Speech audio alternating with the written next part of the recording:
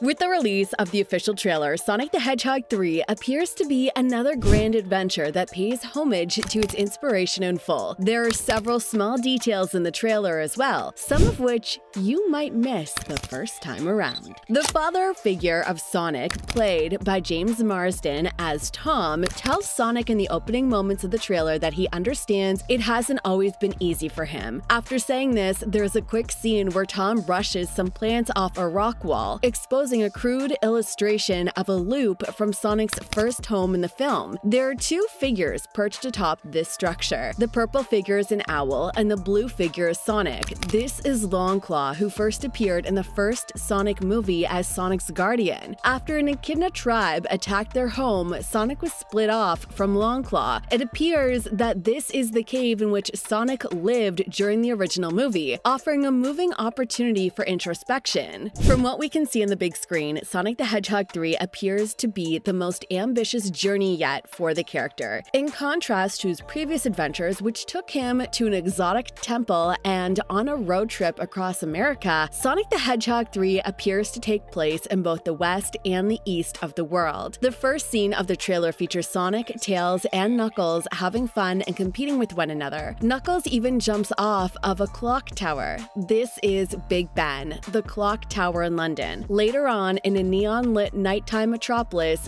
they meet Shadow. This is happening in Japan, most likely in Tokyo, based on the signs in the background. Yeah, in my lungs.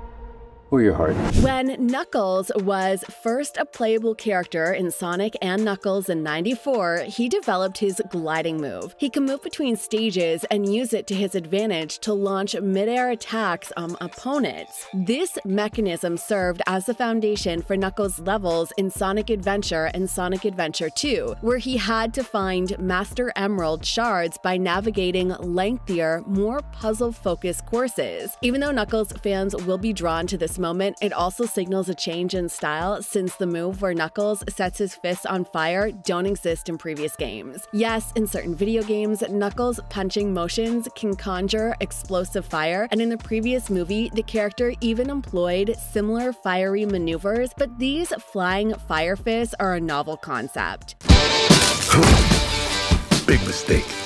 Huge. The Guardian Unit of Nations, or GUN for short, was introduced in the second Sonic the Hedgehog game. The group was established to handle various threats to Earth and made its debut in the video game Sonic Adventure 2. GUN was formed in Sonic the Hedgehog 2 to combat rogue alien threats such as Sonic. Even though Sonic and his friends have improved their relationship with GUN, they are still under the observation in the end. Sonic now needs to help GUN in a moment that will sneak up on you. The Sonic the Hedgehog 3 teaser features actor Tom Butler as Commander Walters, aka Olive Garden Guy, explaining the Shadow situation and stating that Team Sonic will be necessary to counter Shadow's threat. Has he joined the group, or was he conducting an undercover infiltration while posing as a GUN agent to find out what's going on with Shadow the Hedgehog? Both seem equally likely, though it was probably the intention to spark fan speculation when it was pointed out that Tom was wearing a GUN uniform. There's been a high-level security breach. We need Team Sonic's immediate assistance. The majority of the music in the Sonic the Hedgehog films have been composed by hand. The first two Sonic the Hedgehog movies largely chose not to follow the path taken by the Super Mario Bros. Movie, which was worth seeing for the score alone, with its torrent of musical cues taken straight from the soundtracks of various Mario games. Near the end of the first film, there was a humorous rendition of the famous Green Hill Zone theme, which was one of the few breaks. Sonic the Hedgehog 3 is going to rely far more on video games than the previous two films, if the trailer is any guide. Another appearance of the Green Hill Zone theme, this time in an epic orchestral version that fits the enormous set pieces seen in the teaser. A little bit of the song Live and Learn is mixed in the trailer, though as a more subdued musical reference. Given that Live and Learn is Sonic Adventure 2's central theme, this makes perfect sense. Does this mean that the film will be a faithful adaptation of the game? it certainly looks like it will get quite near. With Sonic the Hedgehog 3, Shadow seems to be an unstoppable force, using his teleportation skills to easily take out Sonic, Tails, and Knuckles all at once. In addition, Shadow is seen riding his motorcycle, which he used in earlier games in the trailer. Shadow is briefly seen power sliding to a stop in a very noticeable way. There's a reference to the same famous scene from the 1988 anime movie Erica. Given that this was released 3 years before the first Sonic game, the film's creators acknowledge that there will be some fandom crossover. Though it's probably not the only one, the Erica slide is perhaps the most obvious anime allusion in the Sonic the Hedgehog 3 trailer. A fan noticed what appears to be a reference to one of the most significant scenes in Dragon Ball Z, which takes place shortly after Knuckles misguidedly believes he can defeat Shadow with the same ease as he handled Sonic during their fight. After deftly parring Knuckles' powerful blow and tossing the echidna skyward, Shadow leaps beneath him to deliver a potent kick from below. The likeness don't seem to be accidental when you freeze that moment and contrast it with the famous Dragon Ball Z scene where the cell gets attacked in the same way. The design of Super Sonic is obviously intended to make the character look like he's in Ultra Instinct form, and there are similarities between the Chaos Emerald and the Dragon Balls, so it seems like this is a Dragon Ball Z shoutout, especially considering how the Sonic franchise has borrowed from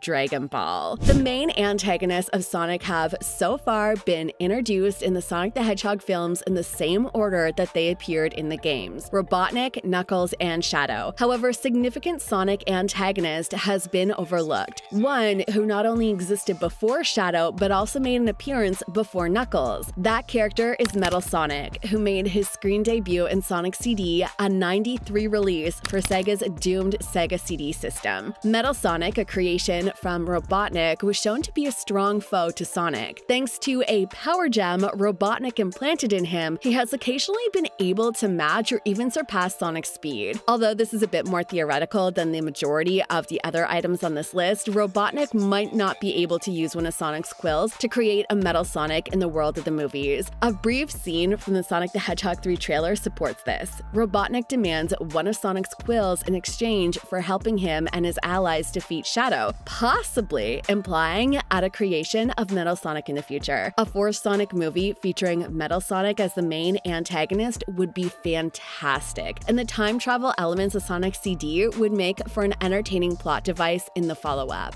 On one condition. Following the release of Sonic Adventure 2, Sonic Games experienced a difficult period in the 2000s as they battled not only the third dimension but also a general identity crisis. Games in general began to become more edgy and adult in the mid-2000s, largely due to the enormous success of Grand Theft Auto series. Several franchises attempted, albeit with varying degrees of success, to follow suit. In terms of the Sonic franchise, that took the form of Shadow's 2005 release, Shadow the Hedgehog, which was his first and so far only genuine solo game. With its title character brandishing guns and using mild profanity, Shadow the Hedgehog received an unusual T for teen rating for a Sonic franchise title. The game did well in terms of sales, despite receiving a mixed review and some fans not being too fond of its third-person shooting emphasis. There's no doubting the significance of the game for Shadow and his tale, and there are hints that Sonic the Hedgehog 3 will also incorporate certain aspects of Shadow the Hedgehog. The trailer's prominent display of Shadow riding a motorcycle, which is first seen in the Shadow the Hedgehog, seems to support this. Smash that subscribe button and I'll see you in the next video.